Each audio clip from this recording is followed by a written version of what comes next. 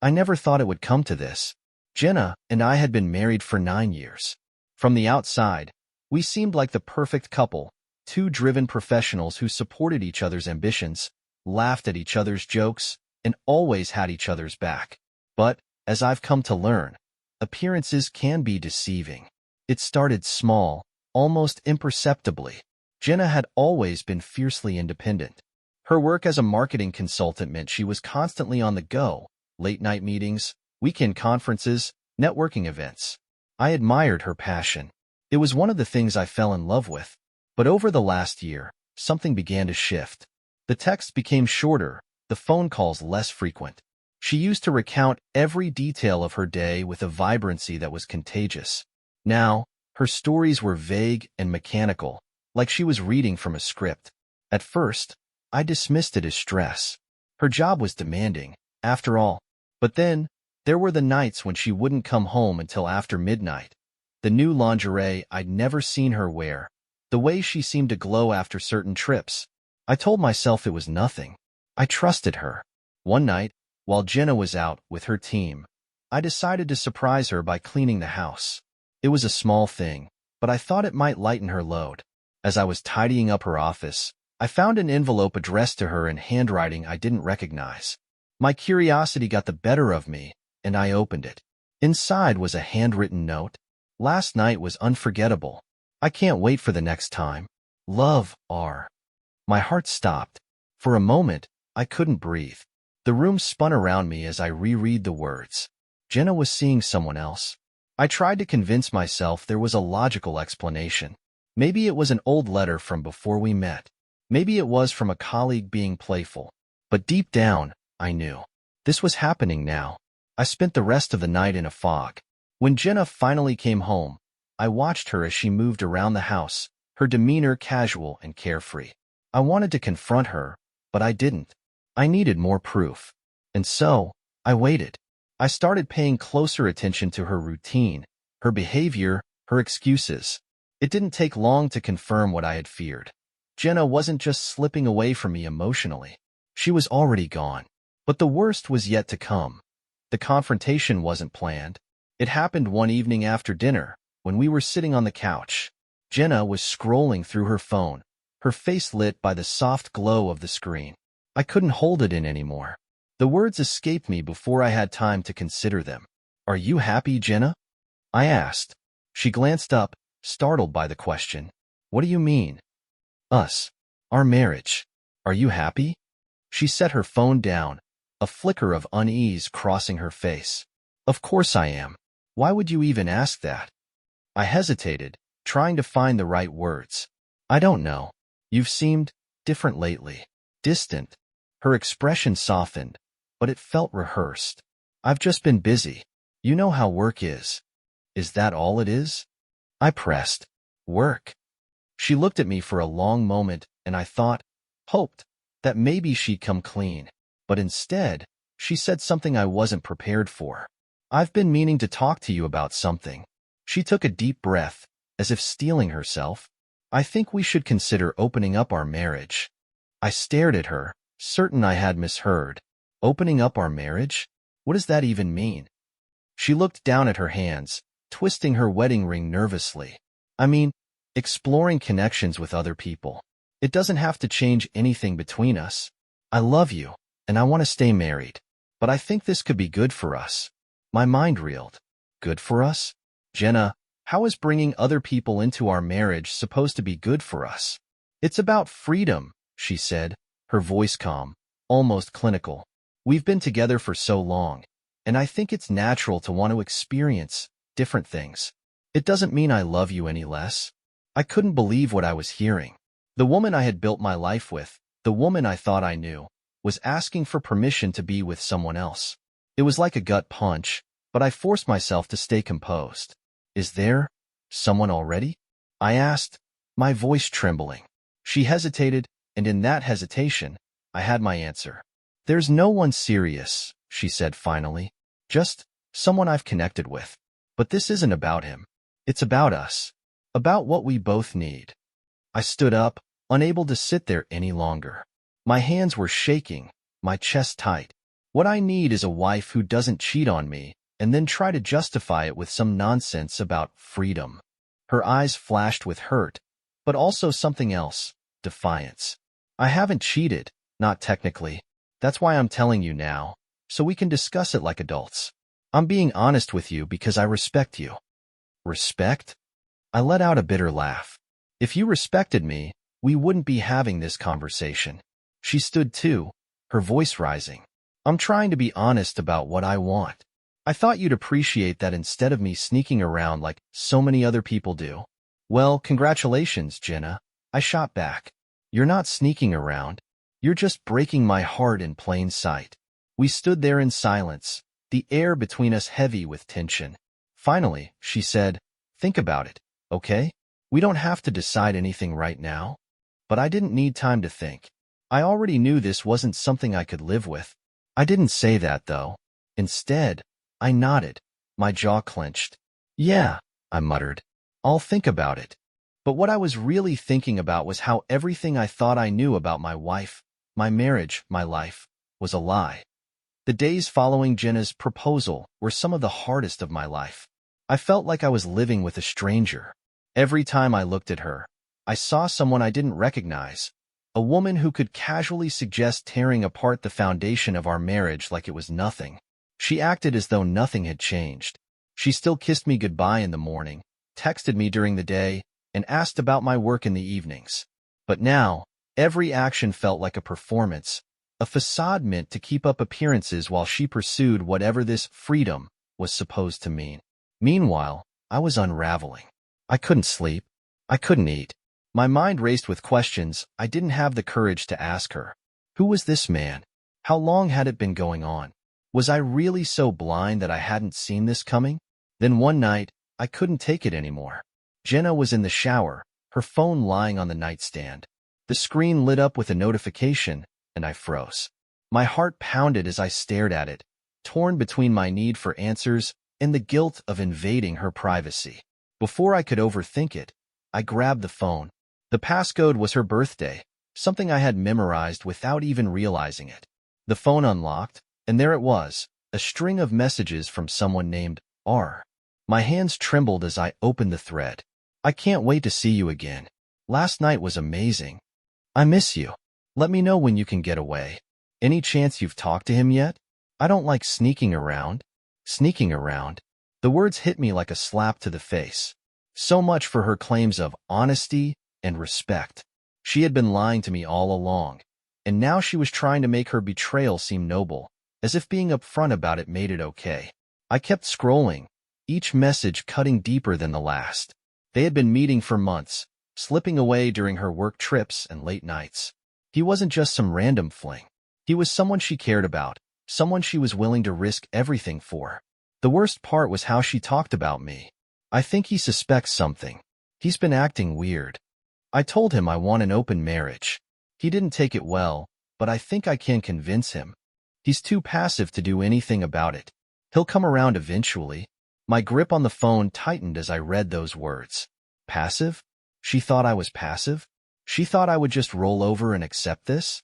I couldn't read anymore. I put the phone back where I found it, my mind racing.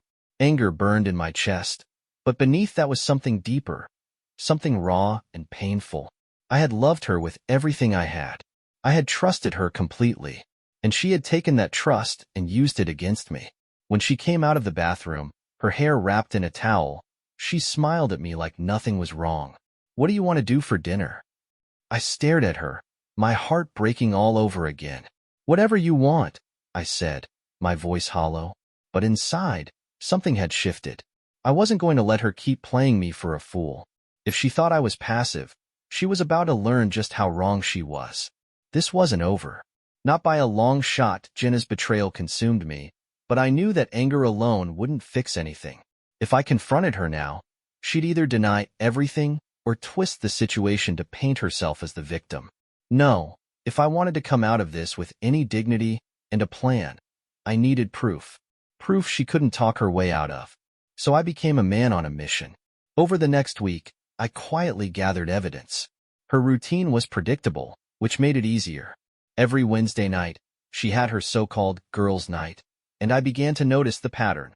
She'd leave the house dressed a little too nicely for dinner with friends, take extra care with her hair and makeup, and always come back late, smelling faintly of perfume that wasn't hers. One night, while she was getting ready, I casually asked, "Who all is going tonight?" She glanced at me in the mirror, her mascara wand pausing mid-stroke. "Oh, the usual, Lauren, Megan, a couple of the others." "Sounds fun. Where are you meeting?" "Same place as last time," she said, too quickly. "That little wine bar downtown." I nodded, pretending to believe her. But as soon as she left, I grabbed my keys and followed her. It didn't take long to figure out the truth. She didn't go to the wine bar. She drove across town to a quiet, upscale restaurant. I parked a block away and waited, my heart pounding as I watched her through the window. She was seated at a dimly lit corner table, laughing with a man I assumed was R. He was tall, well-dressed, and confident. Everything I wasn't, or so she probably thought. They looked comfortable. Too comfortable. The way she leaned in, her hand resting lightly on his arm. The way he smiled at her like she was the only woman in the world. It made my stomach churn. I snapped a few photos with my phone, the act feeling both satisfying and sickening. I hated spying on her, but I hated the idea of her lying to my face even more. When they left the restaurant, I followed them to a nearby hotel. My hands gripped the steering wheel so tightly I thought it might snap. I parked in the shadows and watched as they walked inside, arm in arm, disappearing through the sliding glass doors. I stayed there for hours, waiting. When she finally emerged, it was past midnight. She looked disheveled but radiant, like she'd just had the time of her life. I followed her home, my mind racing with a mix of rage and determination. The next day, I contacted a private investigator. If I was going to confront her, I needed more than just my word against hers. The PI worked quickly, and within days, I had everything I needed. Hotel receipts, timestamps, photos, even a copy of their text exchanges. The evidence was damning. "I wish I could spend every night with you." "Me too." "He doesn't suspect anything, does he?" "No, he's clueless. Honestly, I think he'd thank you for taking me off his hands." Clueless. She thought I was clueless. But now, I held all the cards. When Jenna came home that evening, she greeted me with the same bright smile she always wore, as if everything was normal. "How was your day?" she asked, setting her bag down on the kitchen counter. "Busy," I said, trying to keep my voice steady. "How about yours?" "Oh, meetings, emails, the usual." She kissed my cheek and started rummaging through the fridge. I watched her, my anger simmering just below the surface. "Jenna," I said, my voice calm but firm. She turned, a bottle of wine in her hand. "What's up?" "I know." The smile froze on her face. "You know what?" I held up my phone, showing her one of the photos from the hotel. Her face went pale as the bottle slipped from her hand, shattering on the floor. "I know everything," I said. "About about the lies. About your little freedom." She opened her mouth, but no words came out. For the first time in months, she had nothing to say. And that silence told me everything I needed to know. Jenna's face was a mask of shock and fear as she stared at the photo on my phone. Her eyes darted from the screen to me, her lips parting to say something, but no words came. The bottle of wine lay shattered on the kitchen floor, red liquid pooling like blood. "Say something," I demanded, my voice trembling with barely contained rage. She hesitated, then sank into the nearest chair, burying her face in her hands. "I didn't mean for it to get this far," she whispered. "That's not an answer," I snapped. "How long, Jenna? How long have you been sneaking around with him?" She lifted her head, her eyes glistening with tears. "It's not what you think." "Don't insult me," I growled. "I have receipts, texts, photos. I know about the hotel, the dinners, the freedom. So stop lying and tell me the truth." She flinched at the harshness of my tone, but nodded slowly, as if resigning herself to the inevitable. "It started about 6 months ago," she admitted, her voice barely above a whisper. 6 months? The words felt like a knife twisting in my gut. "You've been lying to me for half a year?" "I wasn't trying to hurt you," she said, her voice breaking. I swear, I didn't mean for it to happen.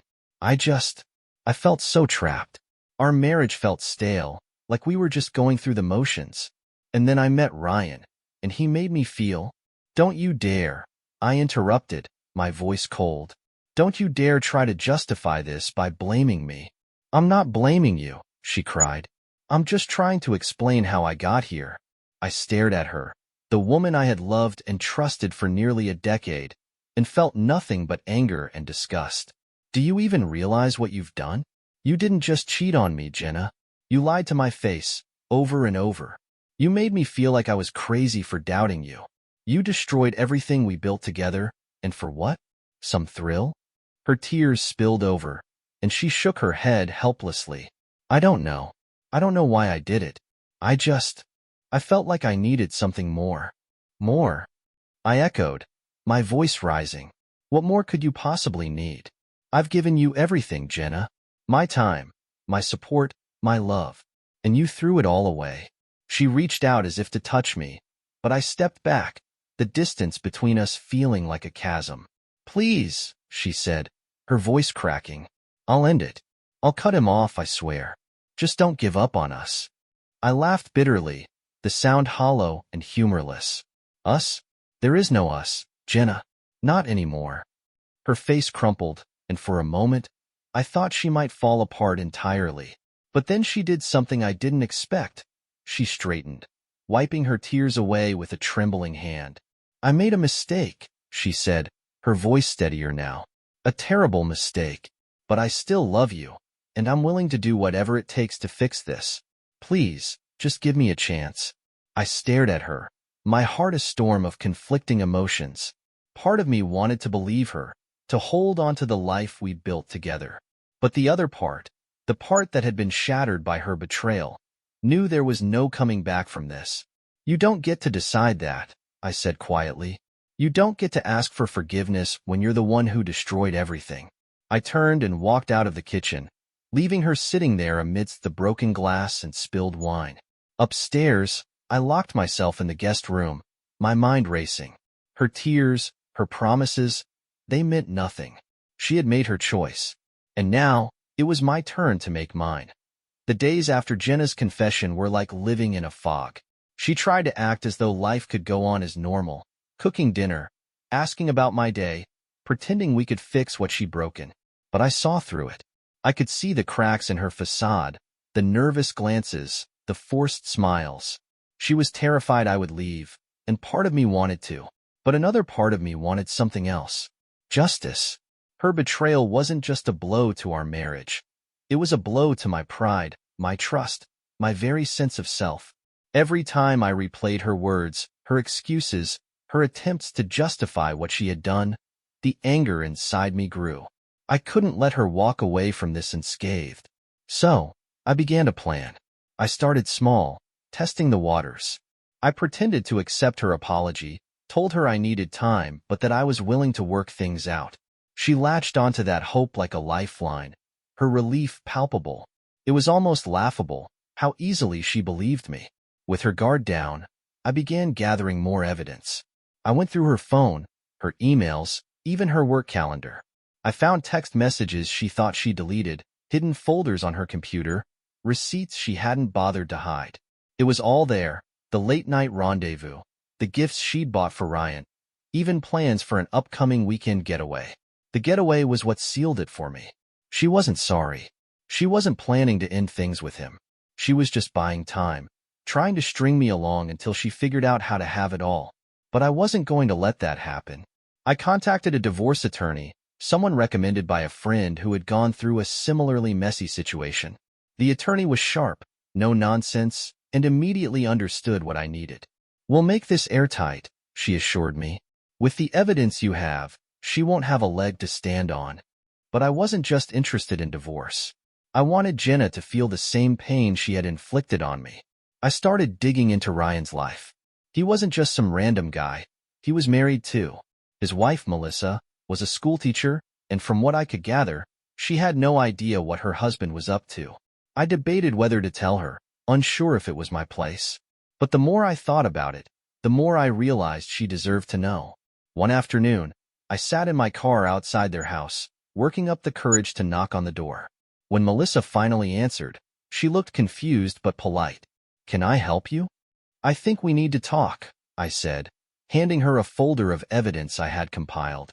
She invited me in, and as she went through the photos and messages, her face shifted from confusion to disbelief to devastation.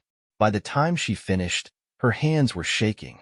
"I had no idea," she whispered, tears spilling down her cheeks. "I thought we were happy." I nodded, understanding all too well how she felt. "I'm sorry to be the one to tell you this," I said, "but I thought you deserved to know."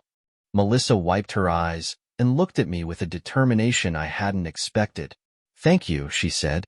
"I don't know what I'm going to do yet, but I'm glad you told me." As I left her house, I felt a small sense of satisfaction. Jenna and Ryan thought they could carry on without consequences, but now the walls were closing in. Back at home, Jenna was waiting for me, a forced smile on her face. "Where were you?" she asked. "Just running errands," I replied casually. She didn't press further, but I could see the suspicion in her eyes. Good. Let her wonder. The stage was set. All that was left now was to see it through, and I intended to. Over the next week, I played my part perfectly. I acted like the man Jenna wanted me to be, understanding, forgiving, eager to move past her betrayal. It sickened me to pretend, but every time I saw her smile, thinking she'd gotten away with it, my resolve hardened. Jenna, for her part, seemed to be trying. She cooked my favorite meals, offered to cancel plans to spend more time together, even suggested a weekend getaway, just for us. It might have seemed genuine to an outsider, but I knew better. She wasn't trying to repair our marriage.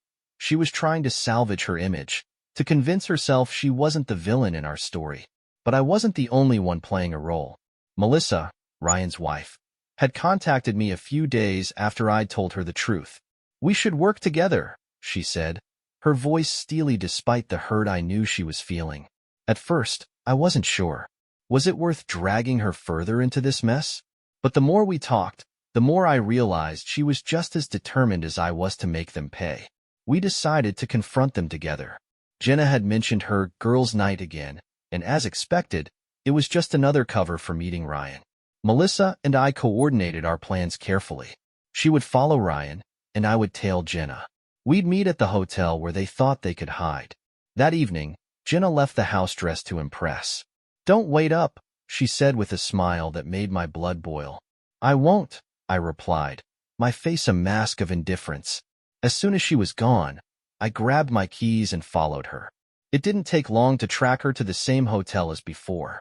I parked a few spaces away, texting Melissa to let her know where I was. A few minutes later, Melissa pulled up, her expression grim. "He's inside," she said, her voice tight with barely contained anger. We walked into the lobby together, the tension between us palpable. The receptionist gave us a curious look as we approached, but before she could say anything, Melissa flashed a photo of Ryan. "We're looking for this man," she said firmly. The receptionist hesitated, glancing between us. "I'm sorry, but I can't." "We're his wife and her husband," I interrupted, pointing to Jenna's picture on my phone. "I think that gives us the right to know." Something in my tone must have convinced her, because she sighed and nodded toward the elevator. "Room 312, she said quietly. My heart pounded as we rode the elevator up, the silence between us heavy. When the doors opened, Melissa looked at me, her eyes filled with a mix of determination and dread. "Ready?" she asked. "Let's do this," I replied. We found the room easily. I could hear muffled voices and laughter through the door, and my stomach turned. I raised my hand to knock but hesitated, the weight of what I was about to do crashing over me. Melissa didn't wait. She pounded on the door, her voice sharp and clear. "Ryan, open up." There was a brief pause, followed by the sound of hurried movement. The door cracked open, and Ryan's face appeared, his expression shifting from confusion to panic when he saw us. "Melissa? What are you?"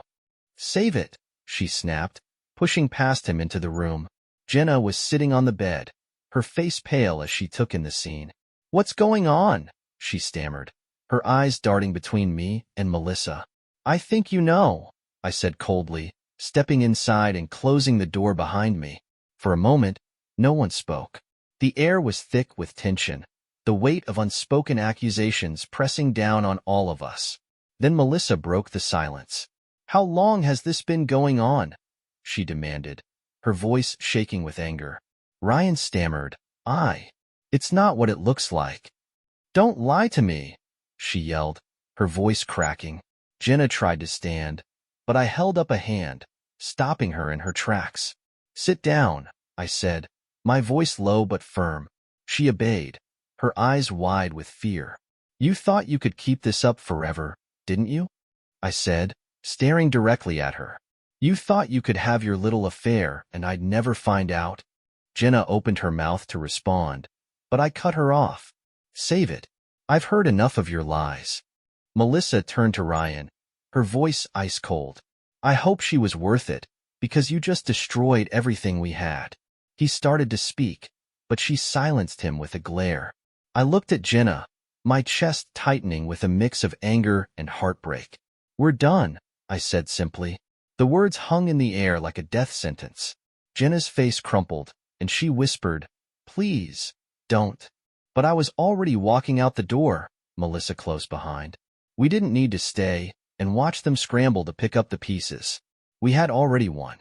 As the elevator doors closed, I felt a weight lift from my chest. For the first time in months, I felt like I was in control.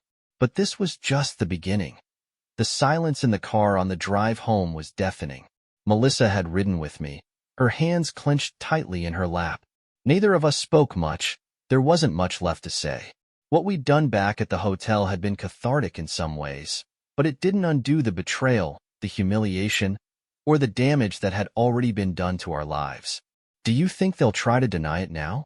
Melissa finally asked, breaking the silence. "They can't," I replied. "We caught them red-handed. There's no coming back from that." She nodded, her gaze distant. "I thought I knew him. I thought we were happy." Her words hit home. That was the worst part of it, wasn't it? The realization that the person you trusted most had been living a double life, betraying you while pretending everything was fine. When I dropped Melissa off at her house, she gave me a small, sad smile. "Thanks for telling me. I don't know what I'll do next, but at least now I know the truth." I nodded. "If you need anything, let me know." As I drove away, I couldn't help but wonder what Jenna would do when I got home. Would she be waiting for me with more excuses, more pleas for forgiveness? Or would she finally admit that it was over? When I walked through the door, the house was eerily quiet. Jenna was sitting on the couch, her face pale and drawn. She looked up as I entered, but I didn't give her a chance to speak. "We're done," I said bluntly, dropping my keys on the table. She stood, tears welling in her eyes. "Please, can we just talk?" "There's nothing left to talk about," I interrupted. "You made your choice, Jenna. You chose him, not me, and now you have to live with that." She took a step toward me, her voice breaking. "I was stupid, okay? I made a mistake. But I love you. I don't want to lose you." I laughed bitterly. "Love? Don't talk to me about love. You don't love me. You don't respect me. If you did, we wouldn't be here right now." She reached for my hand, but I pulled away. "You don't understand," she pleaded. "I never wanted to hurt you. I felt like something was missing, and I didn't know how to fix it. So instead of talking to me, you decided to cheat?" I shot back. "You decided to lie to me, to sneak around behind my back? That's how you fix things." Her tears fell freely now, but I felt nothing. The woman standing in front of me wasn't the woman I married. She was a stranger, someone I couldn't trust, someone I didn't even recognize anymore. "I'm filing for divorce," I said, my voice cold and final. Her eyes widened in panic. "No, please, don't do this. We can fix this. We can go to counseling. I'll end it with Ryan, I swear." "It's too late," I said. "You don't get to ruin our marriage and then decide you want to save it. You made your choice, Jenna. Now I'm making mine."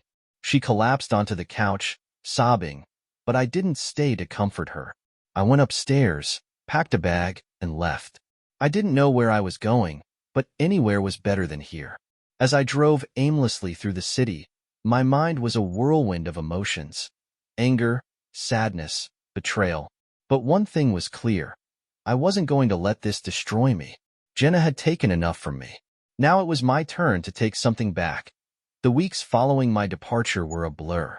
I stayed in a small motel on the outskirts of town, using the time and space to figure out my next move.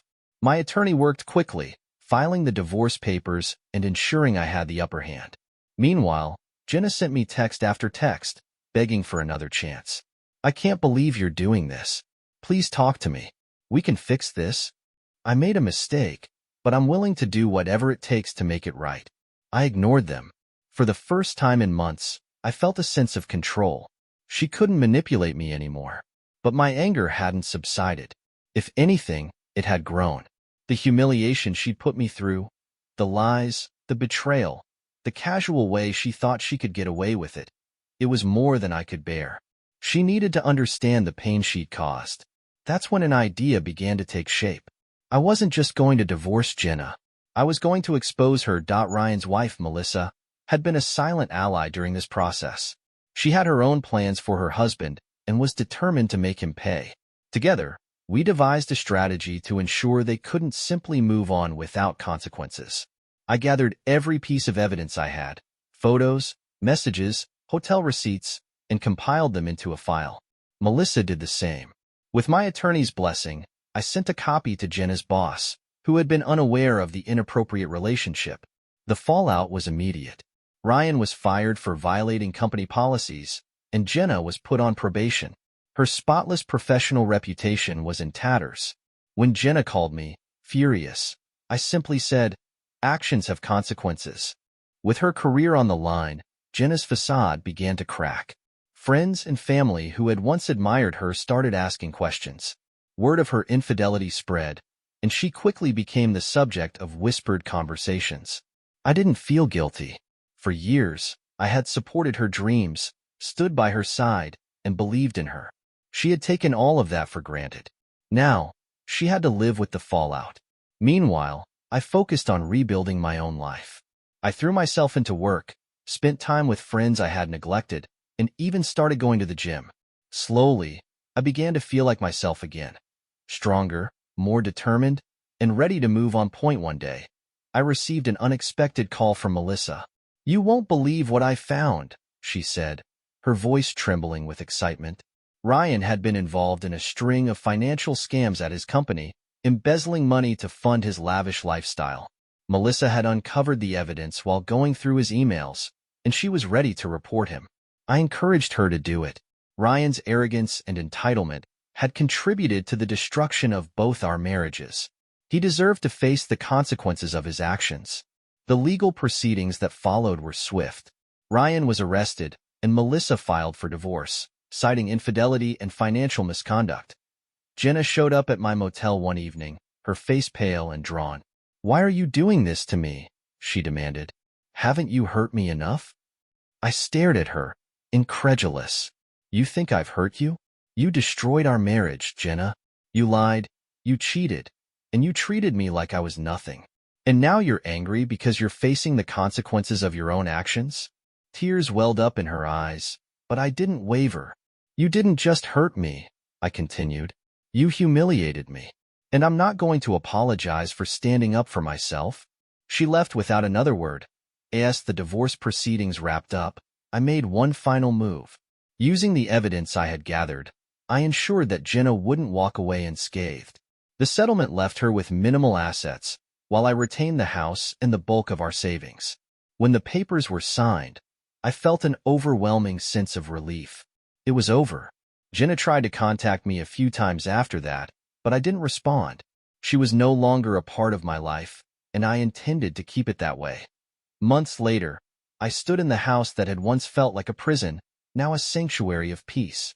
The silence was no longer oppressive, it was comforting. Melissa and I stayed in touch, bonding over our shared experiences. We weren't romantically involved, but we had become close friends, supporting each other as we rebuilt our lives.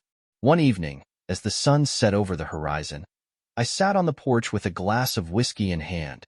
I had lost a lot, but I had also gained something priceless: freedom. Jenna had thought I would break under the weight of her betrayal, but she had underestimated me. I wasn't just surviving.